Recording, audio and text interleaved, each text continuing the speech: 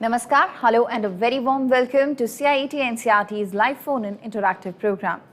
This is an online training going on and the series is based on game-based learning. Today is the third day of this training. It's a 5-day training and at the end of the 5th day, that will be 24th of June, Friday, a quiz will be given to you. Let me tell you that you all can participate in this program. You all can register yourself. All you have to do is go to the CIET website and register yourself. There are various methods. I'll give you all the details about registration, this entire series.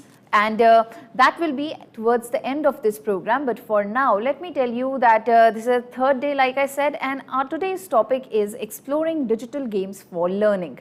Day 1 and day 2, we understood what digital games are, what is the difference between digital games and gamification. And we also saw some of the examples on this website, itfdigitalgames.ncert.org.in yesterday, where we played certain games. They were related to maths, and our expert even told you that there are subject specific games available on that website, so you can explore that.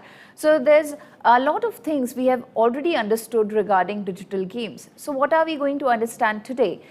That is going to be explored by our expert. So let me introduce her to all of you. She is Miss Nutan Bharti.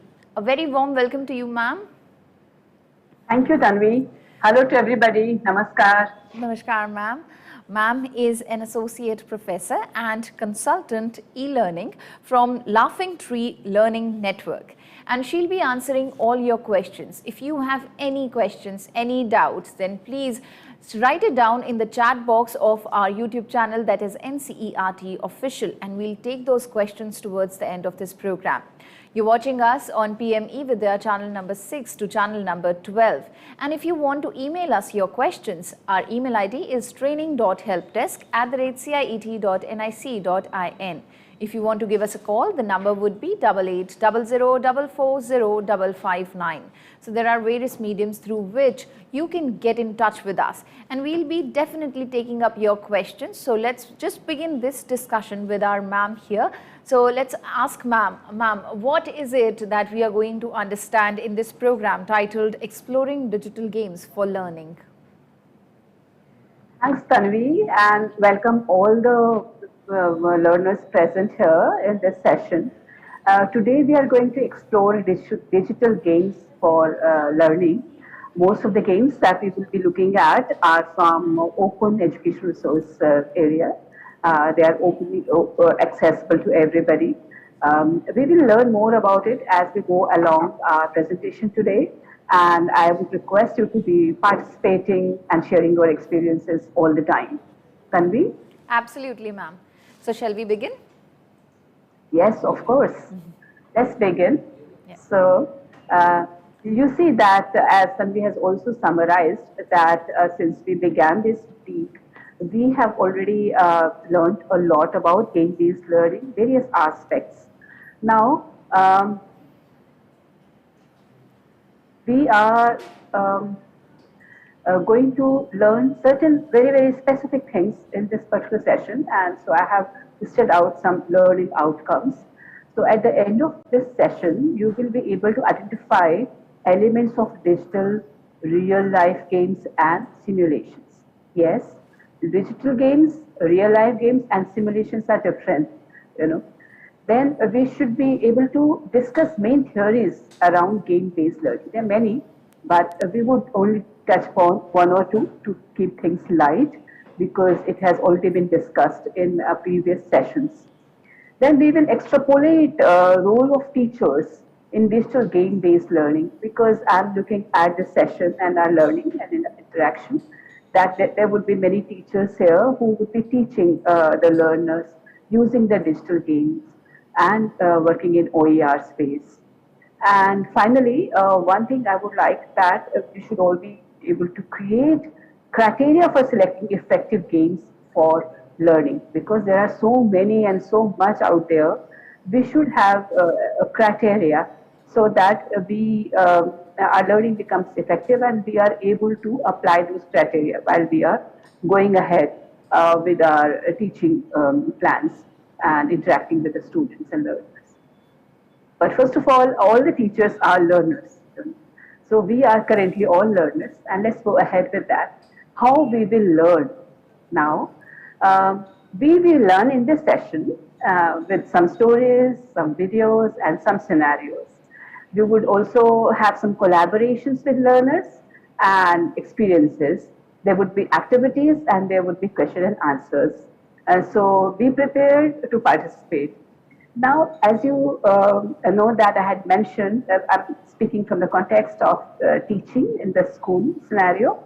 So though there might be parents here and there might be people from the corporate or any other walk of life, any other profession, the context will be school learning to an extent. And in the schools, you know that we have various levels of learning. And the first, of course, is the foundation level. That's the early levels, early years of learning, where the games cannot be the same as what we have for very high level of learning. So that will be the first area. The second will be the secondary school area, and third will be higher learning area. Now you see that early on in learning, the schools, subject matters are kind of quite integrated. One flows into the other. So it's kind of the areas would be subject agnostic. One thing can be applied to the other. That's how learning happens mostly. But as we move ahead in our learning process, subjects becomes more and more clarified and more, they're defined categories, and we label them as science, maths, English, languages, and so on. So there is another, I'm using certain terms here. These are all from open educational resources, but it doesn't mean that there are other areas also. There could be other options. So I'm using only 3 or 4 examples in this particular presentation to give you an idea, but you are always free to explore others. So these 3, just to give you a practice and an idea. So connected learning initiative, Netflix programs, that is Google Lenses, Google Maps, are something that we might be using. And for higher learning, we'll be using the Colorado University's PhET simulations, play learn experiences. That was a conference at IIT Bombay, and then other areas also. Higher learning areas currently that will be addressing science and technology mostly. But we will by and by go into other subject areas.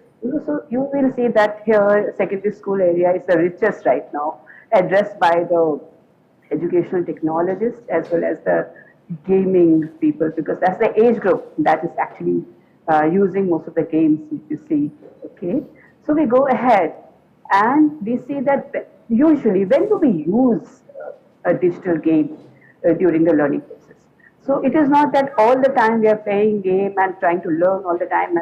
And also it does not mean that if we are using a digital game, we are not using a book, or we are not referring to any other source of information or any other activity. So it has to be an amalgamation. It has to be a combination of various aspects. So I see that digital games could be a good motivational introduction to a particular topic. Sometimes there are certain concepts which are very, very difficult to explain in the classroom situation. Very difficult to explain, but the same concept can be explained well with a digital game. So that is where you can select one. Then for assessment also you can select because you see most of the games also have scores, rewards, etc. at the end of it. It can be used at the assessment stage, and also just to summarize learning in a fun way, it can be used.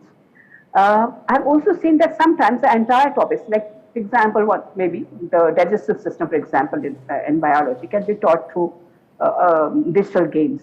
We will learn more about it as we progress today during our session. So my first question to you all is, to start with, have you ever played a digital game? If you have, you can write the name of the game in the chat box, or you can also post a web link. Actually, in this process, I would ask Tanvi, have you played a digital game or any game? Ma'am, earlier I didn't, but then on the first day itself, we had an expert and he showed us certain examples, and one of the games was SimCity. So I tried playing that after learning about that game. Okay, so what was the experience like? Ma'am, it was unreal. It was wonderful. I had no idea that I had spent like 1 hour in that game. So time just goes on when you play a digital game. Yeah. Right, right. So it is so engrossing and so engaging that you don't keep track of time, and also you enjoy. That's the fun element in it. But do you think there was any learning at the end of that gaming experience? Did you learn something new that you did not know earlier? Ma'am, nothing as such. Okay, so maybe at the first stage, the first time you, because you were saying that you played the game for the first time. Yes. So you just play for novelty. Okay, something new, let me just try it out. So maybe if you keep playing, maybe your mind starts cognizing what is it that is keeping me interested in this game. This is how we educators think sometimes. Absolutely. So is there any input from the participants? Tanvi, do you see somebody opening up, sharing what games they have been playing, digital games they have been playing? Ma'am, we have got so many viewers with us, but at the moment, I've not got any responses. So I'll... How many viewers is it? Ma'am, just to know. 124 people are watching at this moment. Wow, that's lovely. That's a lovely number. Yeah. So see, in this class, in this session, playing games is not a taboo. Because when I started working in this area, playing games was considered a taboo. Digital games was considered a waste of time and resources. But we don't think so. Because underlying the games, there are many, many layers of planning, of syntax, of goals, of achievement, and why the reward systems are set as the way they are. So please feel free. Ma'am, we have got responses, and many of our viewers, they are saying that the game is I Love Math. Rishikesh and yes, Rishikesh Shiv Sagar is saying that I Love Math is the game he played to learn fractions. And then we have Jular Shira. She said that tabletop game is one of the games she played, and Subhashini says quizzes. That's one of the games she played. Just to share with, thanks for your responses, and it is quite encouraging that you are so focused and you are actually playing games which help you in your learning. Yeah. But very frankly speaking, when I started playing games, it was solitaire, you know. And I was working in the field of educational technology and how people learn, and computers, how we can make learning easier and more interesting at that time. So when I was playing solitaire, I felt, what is it that engages me in it? And I learned that there is a chance factor here, probability, that I do not know which card is going to show up next and whether I will be able to position it where. So that just that factor of chance, probability, uncertainty, and yet being able to overcome that uncertainty and go ahead, and sometimes even winning the game, you know, initially. Later on, I almost knew all the chances, like if there was a metacognition, I knew what they are up to, and I was playing against the computer. So, but my earlier game was solitaire, and I'm sure, in Pac-Man too, I was playing a lot of that, and I was trying to think what is going on behind the scenes there, and what is it that is keeping me engaged to this game, and what is it that my mind is doing with the game. So that is a long conversation when we talk about metacognition, and we will pick it up as we go along today again in the session. So we move ahead now for the moment, and thanks again. Your participation makes our session very, very interesting and enriching really. So please be with us. So as Tanvi just now gave us the info, how was the game playing experience? And she did say engaging, because she didn't know where that 1 hour went. Otherwise, we keep looking at the watch if we are attending a lecture or something. Oh, when is it going to be over or anything else? It is not interesting for us. So it is motivating. First of all, you're motivated to play the game. You know about the game and you think, okay, let me just try it out. You are motivated.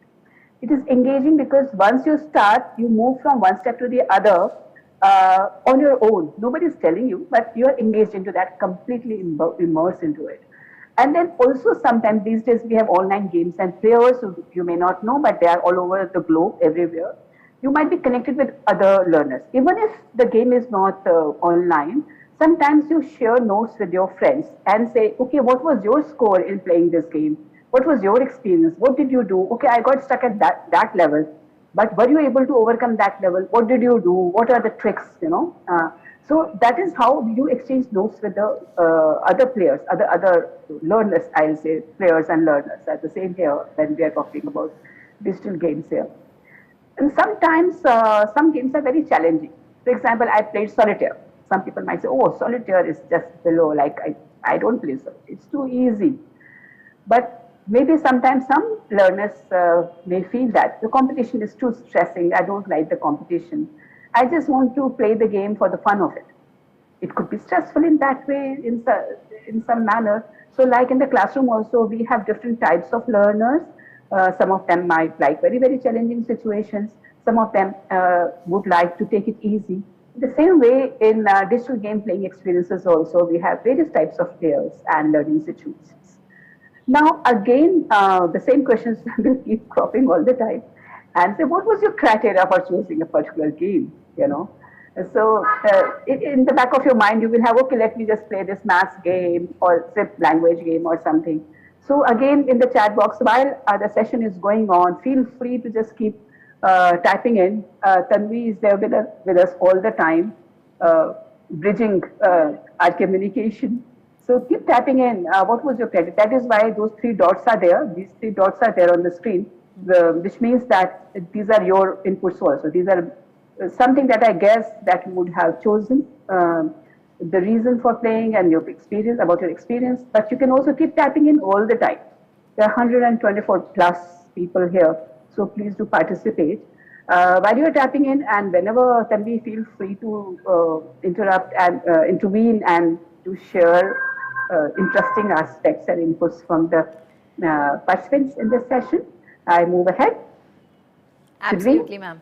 I'll keep on intervening if there's anything that comes up. Sure, great. That would be wonderful and enriching. So here we are on the new slide. So we were just saying that when we play the game for the first time, so levels of engagements in games. So whatever games these are, it could be the real games, or it could be simulation, or it could be digital games. The first time, if for example it's a real game and there is a group of students out in the field and they're saying, oh, why don't you come and play with us? And you say, I don't know how to play. Then they say, okay, try first and we will tell you the rules and all. So you go and play out of curiosity and you apply your imagination. You are inquisitive. You are asking questions. How do I do that? How do I do this? And you play the game for the first time out of curiosity. And there is a factor of novelty. So there might be many games out there. You try it out. So it's novelty. You are just trying it out. Once you are settled with that game, you look at the context, whether it is relevant to what I'm doing in my life or my profession, and generally what I want to know or learn. So you check for context, situations, and scenarios. If the scenario is what I'm kind of connected to, so these are the questions you ask, and then again you keep playing the game. If it is relevant to you or your profession or your learners, your subject matter, you carry on. Then comes the factor of fun. Actually, factor of engaging elements and fun has to be all the time there, but it becomes more important. It could be relevant, but not engaging or fun, that game. So you might just drop off at that stage. So I say that it is fun and engaging when you are connecting with the elements of games and you are collaborating with other learners, maybe in the same team, say friend circle, peer group, or in the schools with your participants, or maybe online.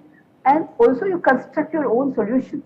You are building up your own ways and methods of progressing in the game, even though the game elements are kind of presented. Okay, then comes the level of challenge. When you move from one level to other, every level is actually a different level of challenge, and the challenges keep increasing. That means, what is the challenge? Challenge is actually a situation which has a kind of a key to solve it. That means it is a problem-solving scenario where you need some kind of creativity, imagination, construction again. So all these levels are not exclusive. They may be overlapping. And finally, when you have won the game, it is fulfillment. You feel that you are successful, there is a reward, there is an award.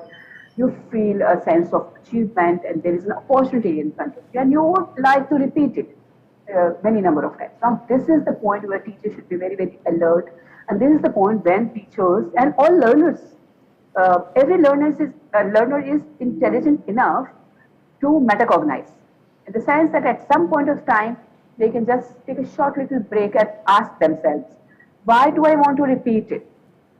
Why do I want to prioritize playing this game over any other work which may be waiting and may be more important? And that question has to be asked. And then you answer that question, that is it because my success rate is high? Is it because it's very simple? Is it because there are some elements of the games which are kind of resolving certain issues that I have in my mind but I'm not able to discuss with anybody, or even I'm not much aware of. So you have to explore. So that will be the level of metaphor. That means you are trying to look beyond the scaffolding, the kind of the game. So the game is like a movie in front of you, the movie screen. But what goes behind the movie screen is a lot of work. There's shooting, there's editing, there's so much recording, dubbing, etc. In the same way, behind the game also, construction of a game also, there is a lot going on behind.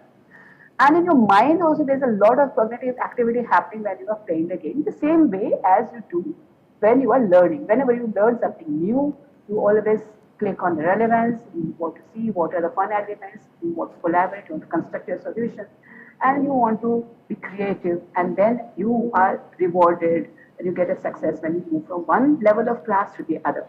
So the game design is following the same pattern as the way we learn, only that it is more intense and very high speed and very deeply involving kind of a design at a mind level, at a cognitive.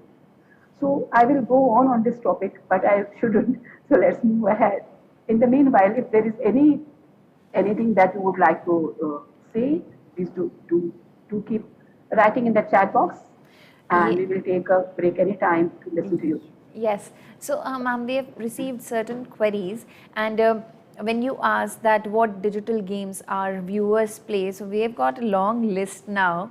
So they are saying Sudoku, Tomcat, Wordle, and Candy Crush and Solitaire, just like you said, Free Cell and Minecraft, Slow Motion, and the list is very long. So our viewers definitely, yes, they play all these games. And ma'am, along with this, we have one query as well, and the the viewer is asking that he loves science and technology.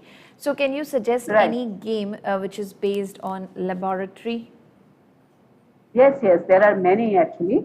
I'm reaching there.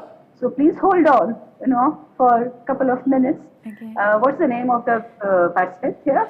Ma'am, there's no particular name. Okay. Oh, all right. So friend, please wait for 2 minutes, and we are going to get into science and mathematics and a lot of others. So there are many. So let me just talk about.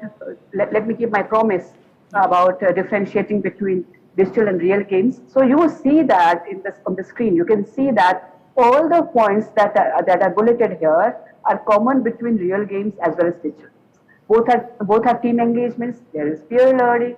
There is physical, mental, and social growth. There is some degree of discipline required to play a game. There is joy. There is fun. There is happiness. There is a break from routine, and we connect to another world when we step out of our home or a classroom to play. Problem solving with collaboration, sense of achievement, and practice for self-improvement. These are the elements of both real world games as well as digital games. But what is missing from digital games, which is also a point of concern, are two very important things. There may be more important things. May please share that. Physical growth and development and social connect. These two things are very, very somehow at this point in life, or the life of digital games, these two aspects are missing. So there is a cognitive growth, mind is involved, but the physical growth, especially amongst children who are in the growing up stage, it is kind of a point of concern for parents and teachers, and there are many issues that people are raising over a period of time, and also social connect that they are not able to speak to their own families sometimes. They feel a disconnect there. So there was a point I missing. So when you gave me a list of games that they were playing, Tanvi, so I want to reassure, I want to underline to all the participants that it is not that you have to be playing an academic game all the time. It is not necessary so much. Yes, if from a non-academic game, you can draw an academic point, that is your success. And that will happen when you metacognize, when you ask the why at every level. Okay, even if you are playing Candy Crush or you are playing what do you call it? There was a mind game. Think why you are playing that and what is it that you are achieving and what is the game plan. The moment you start thinking that way, you are educating yourself and you are getting that point, learning point from that game. So no taboos about what games you are playing, just play and know why you are playing that and what you are playing. So we move ahead here. Now here it is, we were talking about right from the beginning, augmented learning. Now, augmentation is something that has been there all around, and somehow it reaches schools and learning spaces much later. But basically, in augmented learning, the demand has been there all the time, but the ecosystem is ready only now with all the technological advancements coming at the same level. So here we are just presenting a couple of stills how the children can explore human body. Earlier there used to be dissections, and there was a point of time when people were saying that why are we killing innocent animals for dissections? What is the way out? So technology presented a way out by saying that, okay, digitally you can experience, but that digital technological experience had a limitation that you could not touch or feel so much. But with this augmented learning, you can actually get into the virtual world and experience many such things, which the pictures are showing over here. I do not know how many of you have played this kind of a game. These days I watch, it is there in the malls, and for fun you kind of go into a different world, a space, or kind of a dinosaur park or something and play this game.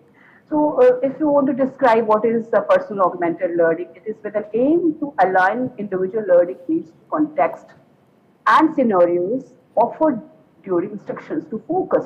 Focus is the key word here on a particular concept that is highlighted. Okay, this magnifies the environment conducive to learning, a specific area of difficulty or interest of an individual learner to make learning process effective. So it is focusing. For example, I just did this section or learning about internal parts of any animal or organism. It became very, very difficult. It was challenging to learn otherwise. But augmented learning is helping this out, not only in this area, but for example, volcanic eruption or many complex mathematical solutions, it is helping. And even in language learning, I'll talk about it more later, because some of my students were doing games even in Sanskrit, they were able to do it using Turtle Basic and Logo. So the moment I say Logo, who comes into your mind? That is Samuel Papert. Samuel Papert is the one who actually designed Turtle Logo. I don't know how many of you have played Turtle Logo. Have you, Tanvi? Have you played Turtle Logo? No, I have not. So, okay, so there is a story behind it. The story is this, that there were two people sitting in a room and the child came in. It was quite late in the evening, so they told the child, okay, now it is time for you to sleep. Please go and say bye, good night. So children are playful, So this child turned around and, how she left the room. She counted her steps, 1, 2, 3, 4, 5, 6. And then she turned 90 degrees, and then she turned 5 steps, and then turned left, then she exited from the room. This gave the person an idea, okay, this is how children construct, this is the kind of imagination they have, how they construct things they do in their life. Papert built on Piaget's theory of constructivism with a learning theory of his own, which is called constructionism, a minor difference, but then it makes a lot of sense here. It proposed that the best way to ensure that knowledge is built in the learner is through the active construction of something shareable, a poem, a program, model, or idea. So what is happening here, that when you learn the best, when you are doing something, you're constructing something. And not only that you're constructing it, you share it also. For example, I write a poem, so I'm doing something, I'm designing, constructing, building something. And then I want somebody to listen to my poem. however it is. So that is the part, that is a learning which comes in this domain of constructionism, and that is where most of the gaming is also situated. Turtle logo is. There are some principles of constructivism. You can read now that knowledge is constructed. It is not given or it is not presented. You construct it in your mind. People learn to learn as they learn. That's what we have been talking about. That when you play the game, ask yourself how you have learned. What is going on there? Metacognize. Meta learning should be there. Learning is an active process. That means participants and us, all of us should be constructing this knowledge together. And it's a social activity. When we are collaborating, it becomes a social activity. There has to be a context. Right now, the context is learning, the school learning. And knowledge is personal. Like, though I am presenting one PowerPoint, there are 100 people here. All of them would have their own perception, their own learning. They will be grasping each point differently and in a very unique way. Learning is just in the mind. The mind is involved here, and the motivation is a key to it. Unless you are motivated, why would you listen to what is being shared? So so this is where this is Samartha interacting with students. This is logo, a kind of a game just created. It is on the web page, which is mentioned here. Most of the slides would have a web address here, can be shared. Then if somebody asks for it, you can type it out. Otherwise, they can see the slides and they can kind of note it down, and they can always visit it. And it is also acknowledging my source of information on the slide. So we move ahead, and I'm also asking a question that do you remember having constructed anything? So this is activity number 2. That do you recall constructing something? Whenever. Yes. When you say something, that means a game, right? Anything. No, not necessarily a game. Just anything. For example, when I was a child, when I saw sand around, I would put my foot inside and try to build a castle around it. Oh, so I was way. constructing something. So with that, I have built a huge castle with the cards itself. So I used to join those, and yeah. So as many cards we have in the card box, that's 52. I used to use them all, and I used to keep them so softly that they used to stay for a longer duration. Will you can call others to just have a look at it, see what have I done, what have I built? Okay. And how young were you at that time when you were doing this card? I was in school, so somewhere around 15 or less. Yes, wow. So you remember it, and it was so engaging. But you know, this requires kind of deftness of your fingers, because it's such a delicate thing to balance the cards. Yes. So how did you get that skill? Ma'am, I saw it somewhere. Okay. So you observed and you replicated it? Ma'am, we were having an arts and craft class in our school. And the teacher was telling us that there are multiple things which you can use, and you can build something. So there was a pack of cards in my house, and I tried doing that. And it was done. No. Okay.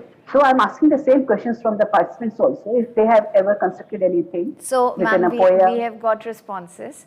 And lovely. Yes, Suryakanti is saying that train using a matchbox. Oh, how is that? Yes, and one more. I would like to listen to that music sometime. Yeah. So one more person is saying that paper aeroplane. Paper?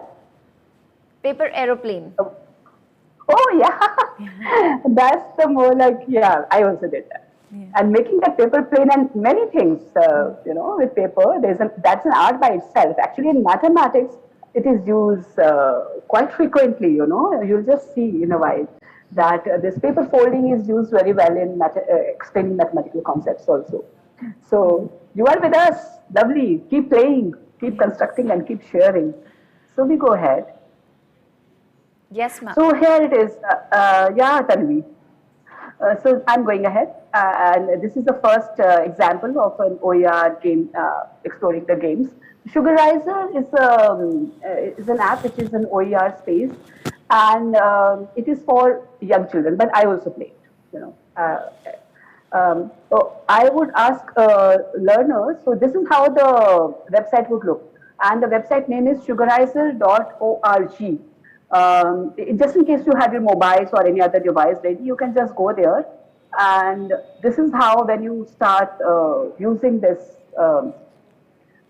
App, you will see that these are the different games around, and these games can be played, and there's a help there, and it can be related to. So in a while, will play it. And for example, there is a game of this frog. It's about food chain, and children are supposed to use, or any learner is supposed to use the arrows, position this fly and the frog together so that there's success. If not, if it crashes into the rock, it is a failure. You know, you see this. Then there is another option in Sugarizer itself with musical instruments. You see, it's for very young learners. So the sound is the sound experiment. And this third one is showing the gears. So the learners can create their own gears and see them work here. Okay. So let me see if I can. I'll just give me a minute. I'm coming to Sugarizer.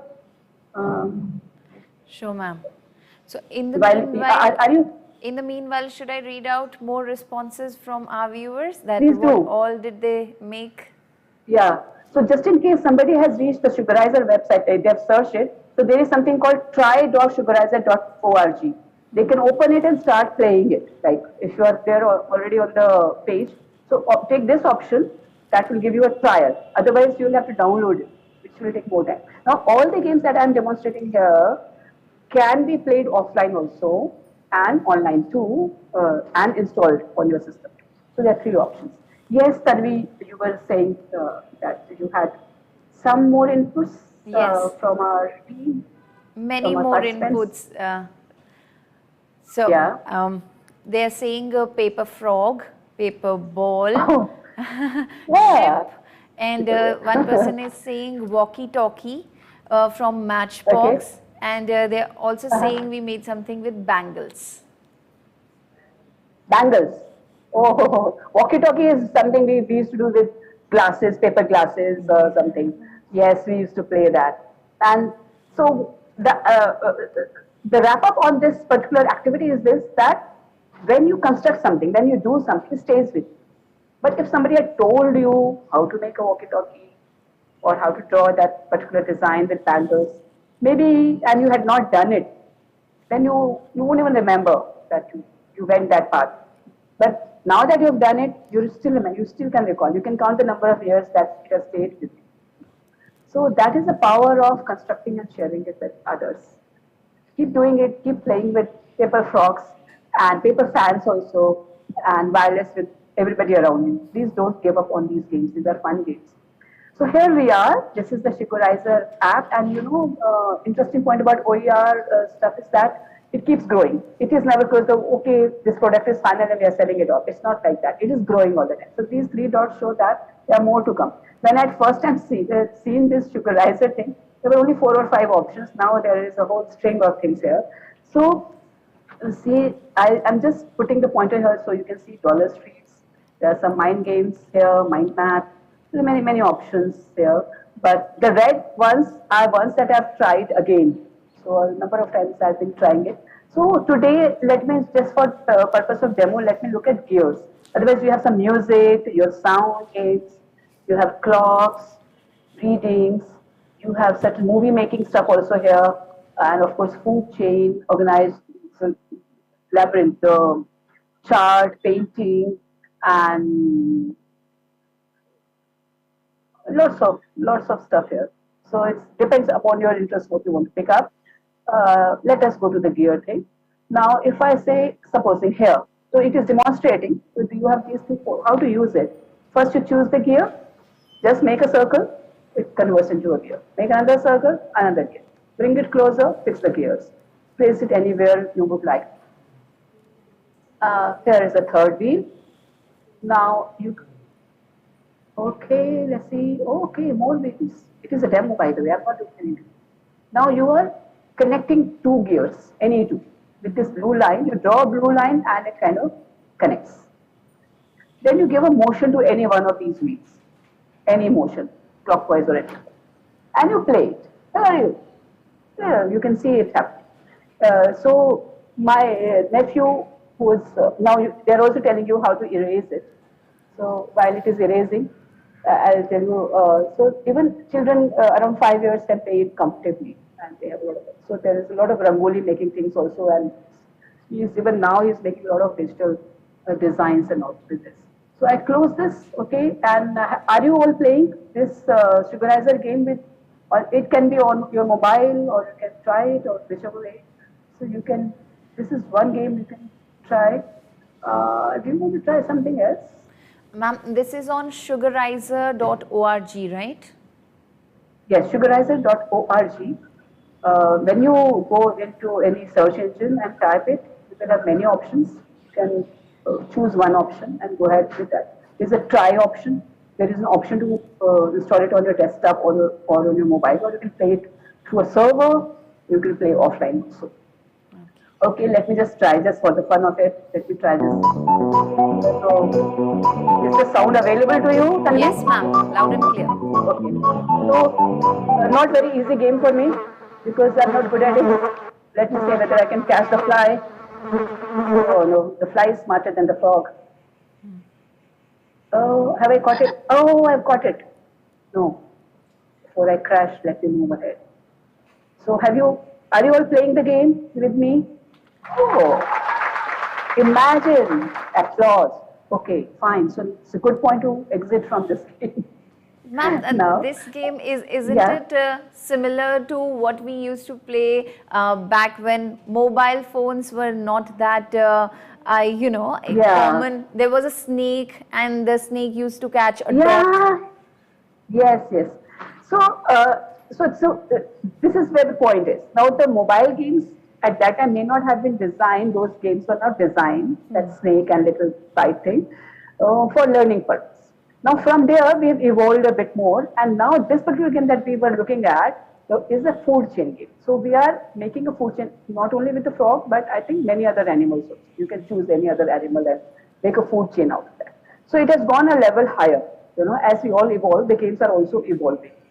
So I don't know whether I should spend more time here, but I will leave it to the participants to play it and share their experience whenever. There's a whole lot. Even if after the session they want to share it, they can always post their experience with this particular sugarizer. But it is very interesting, and it's open and easy to do kind of a game for young children. Let me see if one more device. Ma'am, we've got last 10 minutes left. No, don't say that. I want to exit and show you some very interesting things. One of our participants had asked, I don't want to leave him on this point. Okay, so I'll run through rather. So anyway, so this is for the secondary school level, which has Clicks was a project with MIT and Tata Institute of Social Sciences School of Education, and we did games there. So I'll just demonstrate the game. They are toggling and going to the web. Yeah, the website. Okay, so here is the Clicks thing. If you go this clicksoer.tis.edu, home e-library, you can reach there, look at interactives, and I just want to play this short game on this police squad made by the MIT professors and the professors at this. I was part of it, so part of this experience of Clicks. So I just want to run this game for a while.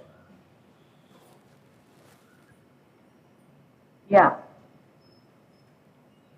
I need this.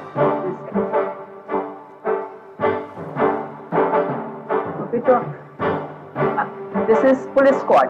So basically, there's a storyline in. Okay, I'll just play it and then I'll come back.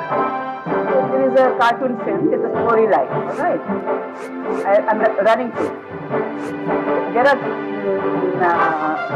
characters in this story. So basically, extraterrestrial character. There is some feeling of something is happening. So I'm coming through it. Now the game has some levels. You can see big levels: crystal caves, water robbers, secret agents, parallel battle. So, I'll launch one game. Or the learner is instant brief, telling you how to play the game. Okay, there you are. So here, when you come here, you see that there are various elements to this game, and there are points that you earn, and they are asking a question. Suspect grid. So even though we are just talking about some geometric grid and asking the learner to, supposing I or say something and try to see whether I have heard something. So I keep trying it. Release. What will happen that at the end of it, so what is it that I'm looking at? Do I have a right angle here? Yes, I have a right angle here. And see what I'm scoring. So basically, okay, there is a clue also. So basically, to make life easier for the learner, it's a good idea to generate a clue here. Look at the clue. Can you see that? Yeah. Okay, so there's a clue, and there's a full score. It is not allowing me to done unless I complete. So just an experiment with this demo, and I move on. Okay, I go to FET. Now for higher learners, there is fet.colorado.edu. I'll just rush back, and this is the website. Please, you can type it in. phet.colorado.edu, and you see these are simulations.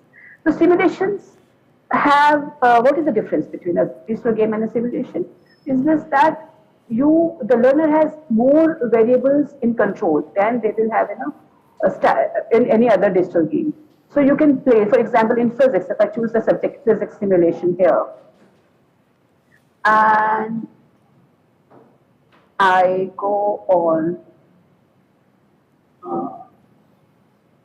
not circuit breakers, I go on. So you have this option: grade level, compatibility, access inclusion, work energy and power. So this is the weight experience. So this is it. So what is happening? Then here I can change the variables: this gravity, weight, type of spring, etc. So if I take them, so you can see that natural length, equilibrium position, movable line, gravity, I can move this. Okay, I can custom it. I can go to any planet. I go to moon, and I put one weight here, another weight here. Okay, and I can keep on trying it. Okay, I make it slow. Okay, so these are the variables that are under my control. It is allowing me to play with it and demonstrate to the students what will happen if then kind of a situation. This is a learning game, and it can be used for any level. Okay. Okay. The same way IIT Bombay had this. So, ma'am, we have got last 5 minutes left. Okay, so I'll just give you this address: designingforchildren.net project.demo.html. Then you will see a lot of other story-based and animation-based, a lot of ideas on games. Plus, if you just go and look at any game, digital game, you will have so many of those, and you can select any of these. Okay, now in the last 5 minutes, I'll come back and try to wrap up. Where is my presentation? Yeah, here it is. Okay, so I'll just rush and so give me 5 minutes extra just to wrap up. So this is what you have seen already, yes, haven't you? Right? So this was a bio game on FET. This was a chemistry game on FET. Now, when you select a game, how will your criteria change if you had to use the same game for teaching? So learning with the game is one thing, but teaching with the game is another, and your criteria will change. So as a teacher, what will be your role? Will you be a coach? Will you be a meta learner? Will you be a guide? Will you be a researcher? Will you be a will you be a member of a community of practice when you are teaching with game-based learning? So teacher's role will be modified when you are playing games, digital games for learning. when you select games, it should be practical, it should be economical, it should not be a very expensive game, it should be practical, it should not be that very easy topic is being taught by the game. It should be in context, learning level agnostic, or it should be according to the level, learning stage should be there, learning ecosystem should be aligned, and quality of reward system you have to really check out. Again, I will leave this particular step for you as a carry home, and you can build your own criteria. So today you have learned so many things, and this is the ongoing work at digital literacy at IIT. You can look at, no, thank you. You have to go home. You please carry with you, and you please think about the challenges that game-based learning might have in the long run for learners. Please reflect on this and discuss, and please come back to us with your responses. And that is where I thank you all, and especially Tanvi.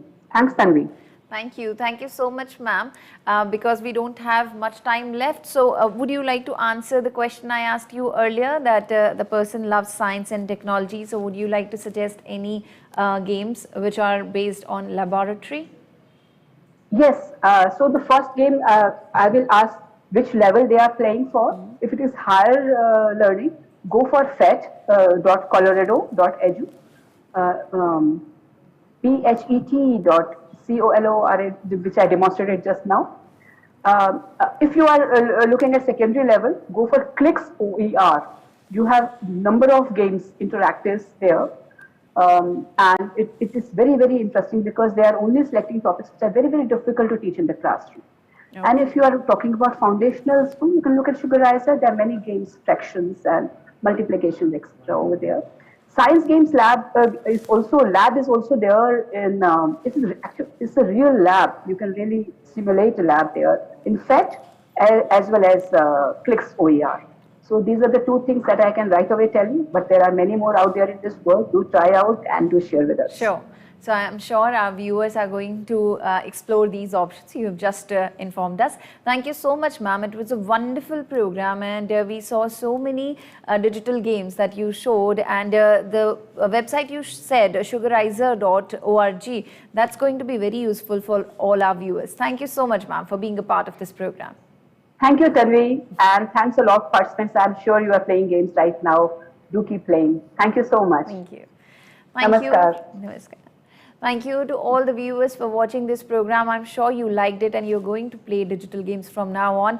But before leaving, let me just tell you that you can register yourself, be a part of this program. All you have to do is go to the website CIET, and here when you will go, the home page will come in front of you. This is how it looks like, and if you will choose one of the options here, events, third last option is workshop/training.